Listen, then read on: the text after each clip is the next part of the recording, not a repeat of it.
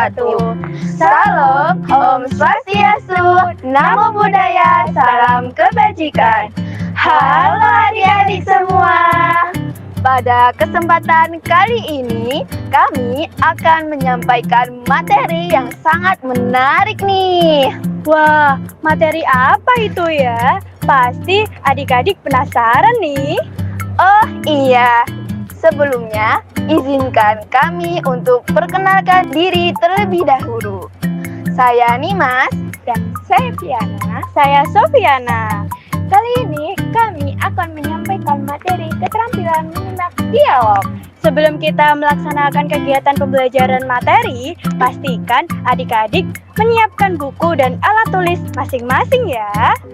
dan jangan lupa untuk memerhatikan penyampaian materi dari kami agar adik-adik bisa menyimak materi pelajaran dengan baik. Simak videonya sampai selesai ya. Dialog adalah percakapan antara dua orang atau lebih yang dilakukan secara lisan maupun tulisan dengan tujuan untuk bertukar informasi, gagasan, pendapat, perasaan, atau menyelesaikan suatu persoalan. Dalam konteks komunikasi, dialog menekankan adanya interaksi dua arah, sehingga setiap pihak memiliki kesempatan untuk berbicara, mendengar, dan merespons secara aktif. Ciri-ciri dialog. Yang pertama, melibatkan lebih dari satu orang. Yang kedua, ada proses saling menanggapi. Yang ketiga, bersifat komunikatif dan interaktif. Dan yang terakhir, dapat berlangsung secara formal maupun non-formal. Tujuan menyimak dialog. Yang pertama, memahami informasi atau pesan yang terdapat dalam percakapan. Yang kedua, mengidentifikasi pokok-pokok isi dialog. Yang ketiga, menangkap maksud dan sikap pembicara. Yang keempat, melatih kemampuan merespons atau menanggapi. Yang kelima, mengembangkan keterampilan berbahasa lisan. Langkah-langkah menyimak dialog. 1. Fokus pada pembicaraan dan hilangkan gangguan. 2. Perhatikan intonasi, ekspresi, dan kata kunci. Dan nomor 3, catat informasi penting jika perlu. 4. Tarik kesimpulan berdasarkan isi percakapan. Dan yang terakhir, nomor 5, berikan tanggapan atau jawaban sesuai dengan konteks. Berikutnya, ada jenis-jenis menyimak dialog. Yang pertama, menyimak dialog informasional. Jenis menyimak untuk memperoleh informasi dari percakapan. Tujuannya menangkap isi, fakta, dan pesan utama yang disampaikan. Biasanya digunakan saat mendengar penjelasan, wawancara, atau percakapan akademik. Yang kedua, menyimak dialog kritis. Menyimak dengan tujuan menilai, mengevaluasi, dan mempertimbangkan isi dialog. Pendengar tidak hanya memahami, tetapi juga mempertimbangkan kebenaran, logika, dan relevansi dokumen. Nomor 3, menyimak dialog apresiatif. Menyimak untuk menikmati keindahan atau nilai estetik suatu percakapan atau cerita. Contohnya, menyimak cerita, drama, atau obrolan yang mengandung unsur hiburan. Nomor 4, menyimak dialog empatik. Pendengar berfokus pada perasaan dan emosi pembicara. Tujuannya memahami suasana hati, pengalaman, atau masalah orang lain. Biasanya digunakan dalam konseling, curhat, atau situasi emosional. Nomor 5, menyimak dialog selektif. Menyimak untuk mengambil informasi tertentu saja dari percakapan. Pendengar memilih bagian penting dan mengabaikan hal yang tidak relevan. Sering digunakan saat mendengar pengumuman atau percakapan panjang. Yang keenam, menyimak dialog interaktif. Menyimak sambil menanggapi secara langsung. Pendengar aktif atau memberikan umpan balik, bertanya, dan mengonfirmasi. Biasanya terjadi dalam diskusi, debat, dan kerja kelompok. Yang ketujuh, menyimak dialog estimatif atau prediktif. Nah, menyimak untuk memprediksi kelanjutan pembicaraan.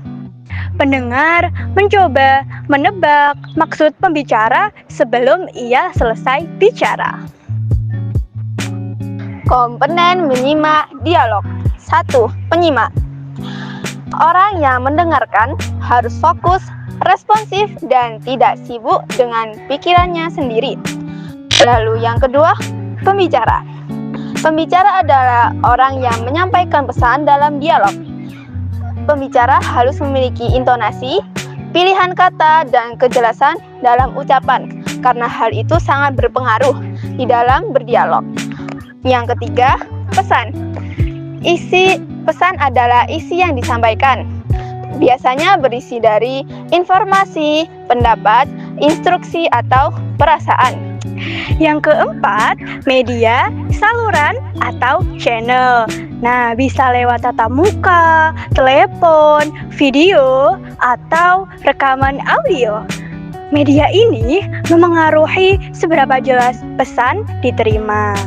Yang kelima, situasi, konteks. Nah, dari latar situasi saat dialog terjadi, termasuk suasana, tempat, dan penghubung antara pembicara dan penyimak.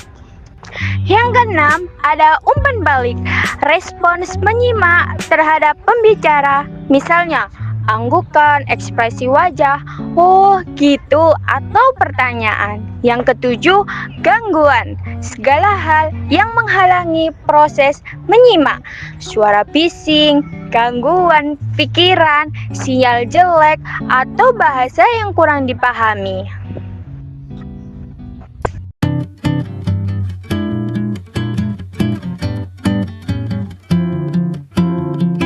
Permisi kak, iya kak, mau beli kerudung ya?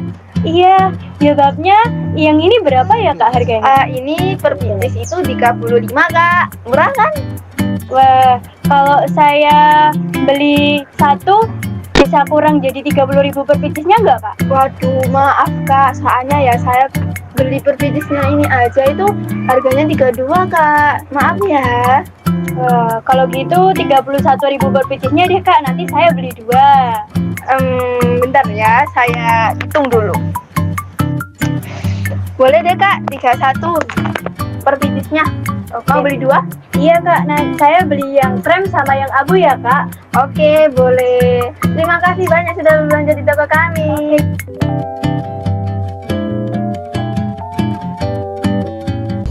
HP di sekolah itu penting banget loh. Kadang ya kayak kita tahu sendiri kan, kita tuh butuh buat nyari materi, terus juga foto apa tulis gitu.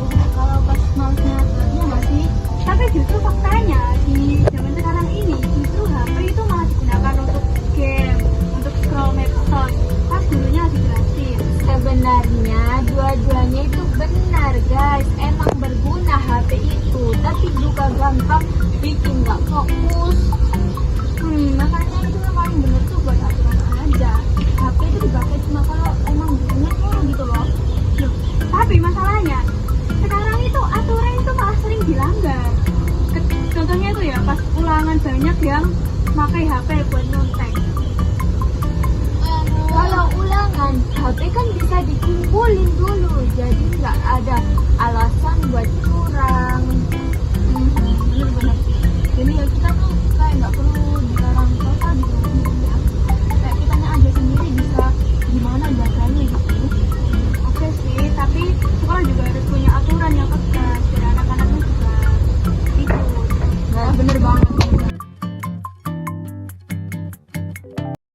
Kura-kura sombong.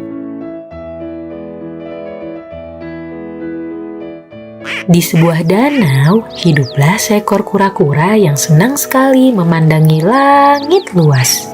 Ia membayangkan dirinya dapat berada di atas sana.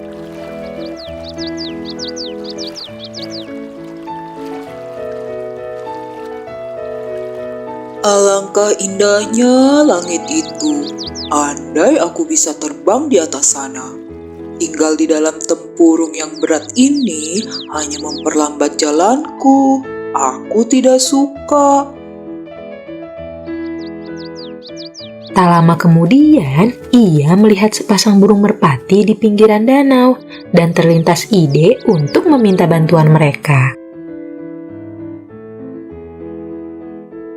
Hei burung merpati, bisakah kau membantuku untuk terbang? Aku ingin sekali melihat pemandangan dari atas sana. Baiklah, kami akan membantumu mewujudkan impianmu. Kami akan mencari batang kayu dan kau hanya perlu menggigitnya. Tetapi perlu diingat bahwa jangan sekalipun kau membuka mulutmu, karena itu akan membuatmu terjatuh. Tenang saja, aku akan menggigitnya sekuat tenaga.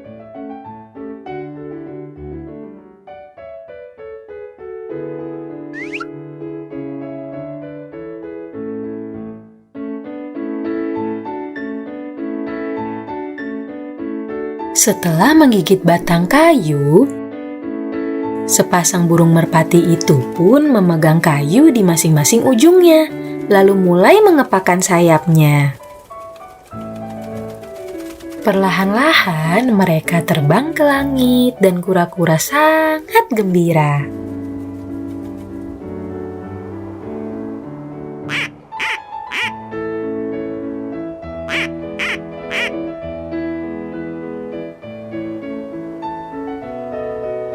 Kura-kura lain yang melihatnya dari bawah berdecak kagum dan berteriak kepadanya. Wah, hebat sekali kau dapat terbang di atas sana, kura-kura. Kura-kura yang sudah merasa hebat itu pun berniat membalas pujian tersebut dengan sombong. Tentu saja. Kura-kura lupa dengan pesan burung merpati. Ketika ia membuka mulutnya, gigitannya terlepas. Alhasil, kura-kura pun terjatuh ke tanah. Tidak.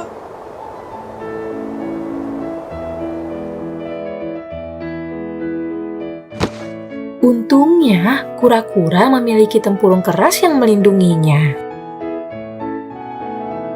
Ia menyesal karena telah menyepelekan apa yang sudah ia miliki dan tidak mengikuti pesan dari sepasang burung merpati tersebut karena kesombongannya.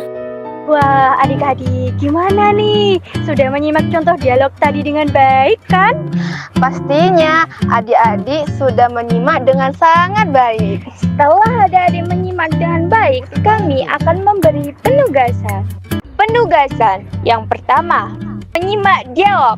Tujuan menyimak dialog adalah agar adik-adik dapat memahami isi dialog baik yang tersurat maupun yang tersirat.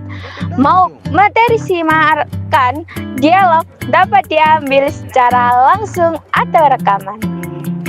Nah, setelah siswa menyimak dialog, selanjutnya siswa melakukan kegiatan berikut. Yang pertama, mencatat hal-hal yang penting dalam dialog tersebut. Yang kedua, menyatakan informasi tersirat dalam dialog.